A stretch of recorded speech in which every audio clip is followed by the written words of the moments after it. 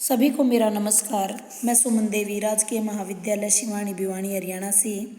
जैसा कि आप स्क्रीन पे देख रहे हो, आज का मेरा विषय बीए प्रथम वर्ष के प्रथम सत्र से बिहारी का जीवन परिचय या बिहारी से संबंधित संपूर्ण जानकारी देने की मैं यहाँ कोशिश करूँगी। बिहारी जो कि रीतिकाल के रीति सिद्ध कवियों के यानी कवियों के भी महाकवि कहे जाते हैं। इस महाकवि बिहारी का जन्म सन 1595 में ग्वालियर में हुआ। उनके पिता का नाम केशव राय और पितामह का नाम यानी उनके दादाजी का नाम वासुदेव था। जब वे 8 वर्ष के थे तो उनके माता पिता ओरछा राज्य में आकर बसे। उन्होंने संस्कृत, ज्योतिष, व्याकरण, रंगशिल्प, दर्शन आदि का गहन अध्ययन किया।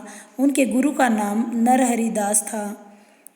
काव्य में ज़्यादा रुचि होने के कारण उन्हें तत्कालीन कवि या फिर केशव दास जो रीतिकाल के प्रवर्तक भी माने जाते हैं, उनसे काव्य रचना की दीक्षा दिलाई गई। उन्होंने फारसी भाषा का भी अध्ययन किया।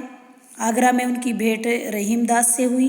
रहीम दास को उनकी काव्य कला बहुत ही पसंद आई, इसलिए उन्होंने शाहजहाँ के दरबार में उसको आमंत्रित किया, लेकिन वे शाहजहाँ के दरबार में जाकर जयपुर चले गए और वहाँ के राजा जयसिंह के आश्रयदाता बन गए। वहाँ राजा जयसिंह अपनी पत्नी के प्रेम में इतने मशगूल हो गए कि उन्हें अपने दोहरे से उनको जगाया कि नहीं पराग नहीं मधुर मधु, नहीं विकास इहि काल, अली कली ही सो बांध्यो आगे कौन हवाल।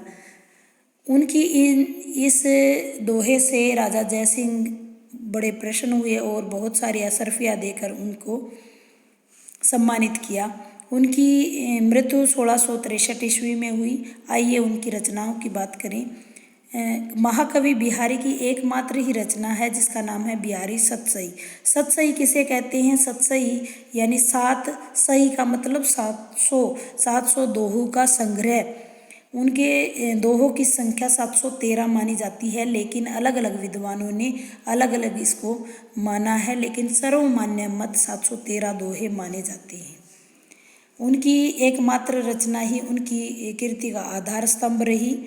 हिंदी साहित्य में कहा जाता है कि रामचरितमानस तुलसीदास की जो कि अवधी भाषा में लिखी गई थी, उसके बाद अगर कोई दूसरी रचना है जिस पर सर्वाधिक टीकाएँ लिखी गई तो वो बिहारी सतसई है। आइए इसकी कुछ टीकाओं की बात करें।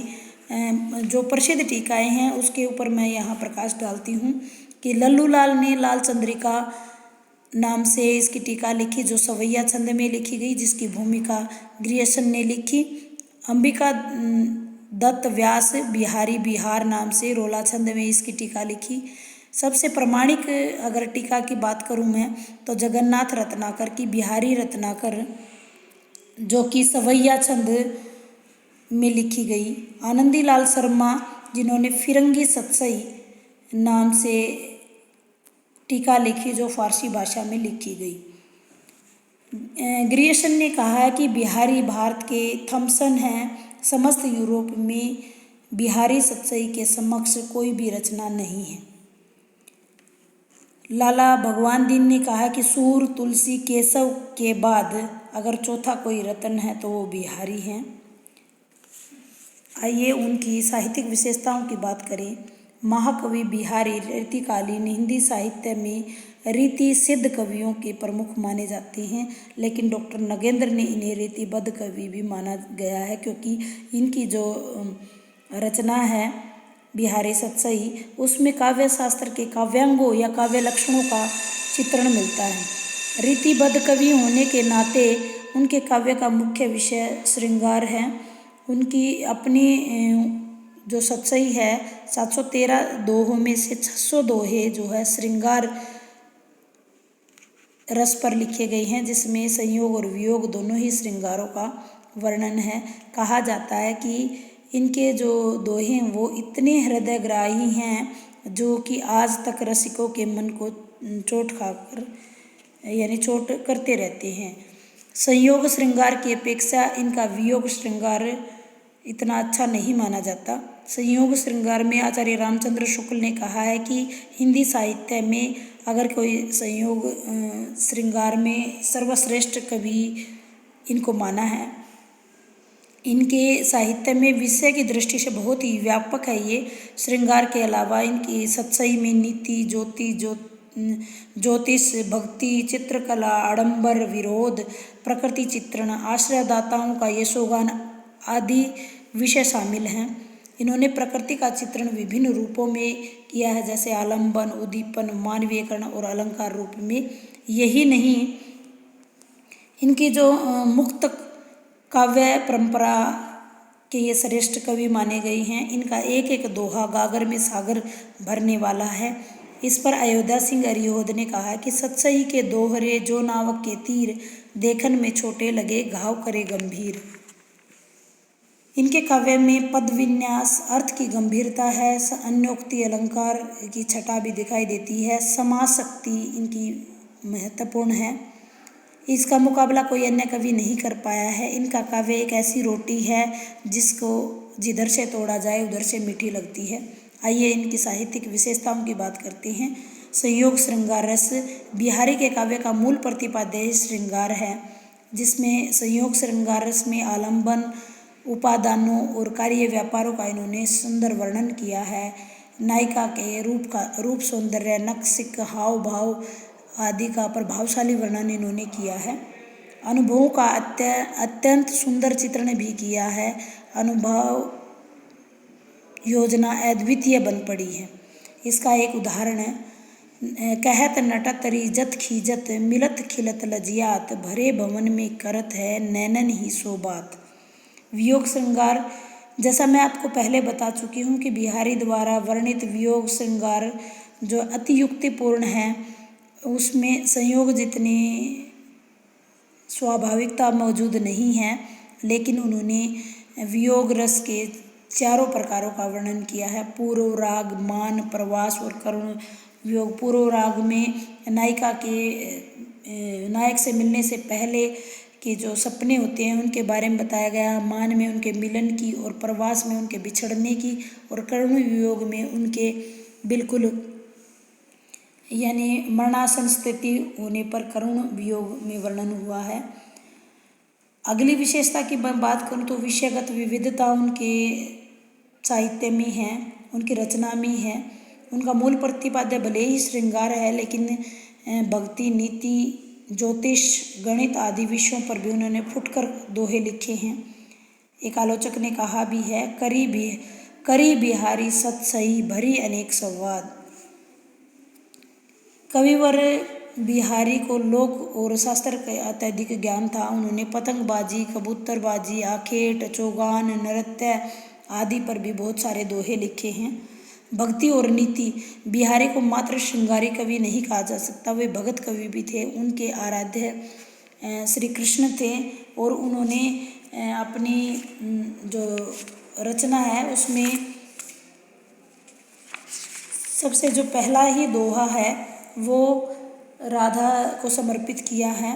मेरी बहुबाधा हरो, राधा नगरी सोए, जाके तन जाई परे, श्याम हरित दुही होए। ये दोहा उनका बहुत ही प्रसिद्ध है। कहीं कहीं उन्होंने नीतिपरक दोहे भी लिखे हैं, जो दोहों को पढ़ने में पाठक प्रभावित हुए बिना नहीं रह सकता। कारण यही है कि लोक व्यवहार से संबंधित अनेक बातें जानने को मिलती हैं। कवि ने धन संपदा और मानव मन की समता का वर्णन भी किया है। प्रकृति वर्णन में अनेक स्थानों पर उन्होंने कोमल और कठोर दोनों ही रूपों का सुंदर वर्णन किया है। जेठ की दोपहरी की छा का वर्णन भी उन्होंने किया कि बैठी रही अति सघन बन, बैठी सदन तन माह, देखी दोपहरी जेठ की छाह चाहती छाह। अन्योक्ति अलंकार का उन्होंने खुल करके प्रयोग किया है। नहीं पराग नहीं मधुर, मधु में अन्योक्ति अलंकार है। आचार्य रामचंद्र शुक्ल ने बिहारी लाल की कृति को जो मूल्य अधिक आंका गया है, उससे अधिकतर रचना की बारीकी या काव्यांगों की सूक्ष्म विन्यास की निपुणता की ओर मुख्यतः दृष्टि रखने वाले पारखियों के पक्ष में समझना चाहिए, उनके पक्ष को समझना चाहिए। जो किसी हाथी दांत के टुकड़ों पर महीन बेलबूटी देखकर घंटों वाह वाह किया करते हैं। उनकी भाषा शैली की मैं बात करूं, कविवर बिहारी की भाषा शुद्ध साहित्यिक ब्रज भाषा है। जिन कवियों ने ब्रज भाषा को उसका श्रेष्ठ मुकाम दिलाया है, उनमें बिहारी जो है अग्रणीय हैं। उनकी भाषा में प्रसाद, माधुर्य और कहीं कहीं ओज गुण की छटा भी दिखाई देती है। उस भाषा में तत्सम, तद्भव, बुंदेलखंडी, अरबी, फारसी शब्दों का भी प्रयोग कहीं कहीं हुआ है। इनकी भाषा में अभिधा शब्द शक्ति के साथ साथ लक्षणा और व्यंजना शब्द शक्ति भी प्रयुक्त हुई है।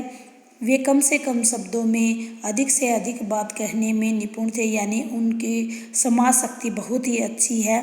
दोहा उनका प्रिय छंद है, लेकिन कहीं कहीं उन्होंने सोरठा छंद का भी प्रयोग किया है। अनुप्रास, श्लेष, यमक, उपमा, रूपक, उत्प्रेक्षा, मानवीयकरण, अन्योक्ति, विशेषोक्ति, वक्रोक्ति आदि, असंगति आदि उनके प्रिय अलंकार है। श्रृंगार रस उनका प्रिय रस है और सभी 9 रसों की सृष्टि उनके इस सतसई में हुई है। उनकी भाषा में चित्रात्मकता का विशिष्ट गुण भी विद्यमान है। कुछ पंक्तियाँ जो बिहारी के लिए हिंदी साहित्य में कही गई हैं, वो मैं निष्कर्ष के रूप में आपको बताऊंगी। उनकी लोकप्रियता के कारण भी मैं बताऊंगी कि उनकी जो बिहारी सतसई है वो इतनी लोकप्रिय क्यों हुई, क्योंकि कम से कम शब्दों में अधिक से अधिक बातें कही गई है। बिहारी की भोगता या उनका जीवन के अनुभव को उन्होंने दिखाया है। नायक नायिका के दोनों भावों का चित्रण उसमें हुआ है। लाला भगवान दीन ने सूर, तुलसी, केशव के बाद चौथा रतन बिहारी को बताया है। ध्वनि संप्रदाय के वे निकट रहे हैं। आचार्य रामचंद्र शुक्ल ने उन्हें योग रस के यानी हिंदी का सर्वश्रेष्ठ कवि माना है। शुक्ल जी ने ही कहा है कि बिहारी की कविता श्रृंगारी है, किंतु प्रेम की उच्च भूमि पर वो नहीं पहुंच पाई है। बिहारी को पयुष वर्षी मेघ भी कहा गया है। विश्वनाथ प्रसाद ने उन्हें मुक्त साहित्य के बेजोड़ कवि कहा है।